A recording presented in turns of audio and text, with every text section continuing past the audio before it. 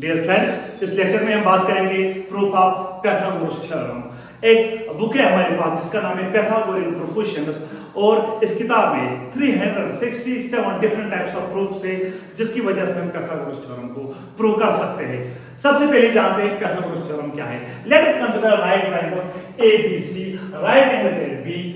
सो B पे right angle है, यहाँ पे 90 डिग्री है, 90 के अपोजिट में जो साइड है that is hypotenuse, longest side एक राइट ट्रायंगल का होता है। What is Pythagoras theorem? Hypotenuse square is equal to base square plus perpendicular square. अगर मैं यहाँ पे कंसीडर करूं बेस a के बराबर, ये परपेंडिकुलर b के बराबर और ये हाइपोटेन्यूज c के बराबर, तो पाइथागोरस थ्योरम इस तरह से बनेगी c square is equal to a square plus b square. अब मैं आपको इसका प्रूफ दिखाऊंगा। First let us consider the square with length of the side a plus b। So ये स्क्वायर है आपके पास, दो तरीके हमारे पास। अगर हमें इस स्क्वायर का एरिया जानना है, दो तरीके। पहले मैं आपको पहला तरीका दिखाता हूं। अगर मैं इसका एरिया निकालूं, एरिया ऑफ स्क्वायर, ये जो हमारे पास स्क्वायर है इसका जो साइड है a प्लस b के बराबर है। Area of square is side square, side किसके बराबर है? a प्लस b के बराबर। यहां पे मैं लिखूं area of square is a plus b whole square. So इसको मैं एक्सपेंड करता हूं, यहां पे ये बनेगा a square plus 2ab plus b square. This is equation 1। जैसा कि मैंने कहा हमारे पास स्क्वायर है, इसका हर एक साइड a प्लस b के बराबर है। सो अगर मैं इस साइड को देखूं, इस साइड को अगर मैं देखता हूं, ये साइड a प्लस b के बराबर है, इसका एक पार्ट a के बराबर है। Suppose this is a and this part is b. Similarly, अगर मैं इस साइड को देखूं, यह पहला a है और सेकंड इज b। अगर मैं इस साइड को देखूं, पहला ये आपका a and ये b। Similarly, यहां से this is a and this is b। अब हम क्या करेंगे? इन दो पॉइंट्स को हम ज्वाइन करेंगे। यहां पे राइट ट्रायंगल बन गया हमारे पास, this is a right triangle. अगर इस राइट ट्रायंगल का एरिया जानना है, इसको हम एरिया कैसे निकालेंगे? Formula is 1/2 base into height. Formula is 1/2 into base into height. This the formula to know the area of this right triangle. So बेटा, अगर इस राइट ट्रायंगल का एरिया हमें जानना है, 1/2 तो ऐसे ही into base is a and height is b।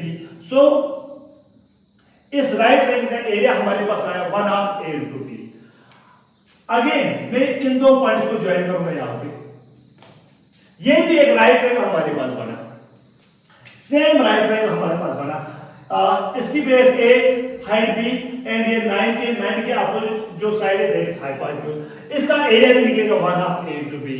Again मैं इन दो पॉइंट्स को यहां पे ज्वाइन करूंगा, इन दो पॉइंट्स को ज्वाइन करूंगा, ये भी यही राइट ट्रायंगल बन गया।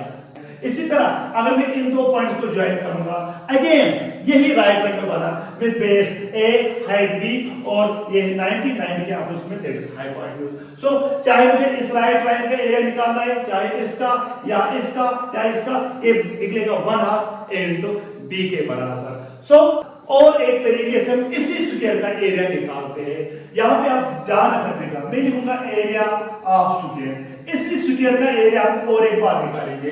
इस बार इस स्क्वायर का एरिया 5 पार्ट्स के बराबर है। First part is this right triangle, second, third and fourth. So area of square is equal to areas of 4 right triangles. 4 में लिखूंगा डायरेक्ट। एक राइट ट्रायंगल का एरिया है 1/2 a into b, मल्टीप्लाई हो जाएगा 1/2 a into b। So plus और बीच में एक स्क्वायर भी है, ये भी है। सो एरिया ऑफ स्क्वायर भी हम लिखेंगे। Left side of the square is c। सो यहां पे लिखूंगा मैं c स्क्वायर। अब हम इसको सिंपल करेंगे, 2 2s are 4, यहां पे बचा 2ab, हमारे पास बचा 2ab plus c square. Let this equation set. So पहली इक्वेशन जो है that is the area of this square. दूसरी इक्वेशन ये भी एरिया इसी स्क्वायर का है। सो अगर स्क्वायर एक ही है, equation first and equation second are equal. From equation first and second we get, so मैं लिख सकता हूं 2ab प्लस c स्क्वायर बराबर है a square plus 2ab plus b square. 2ab cancel out हो जाएगा, यहां पर लिखिए c square is equal a square plus b square. This is the proof of Pythagoras theorem.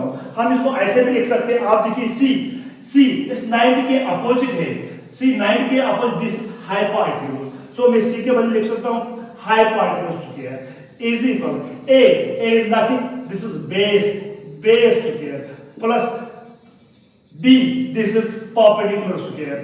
So this is the proof of Pythagoras theorem.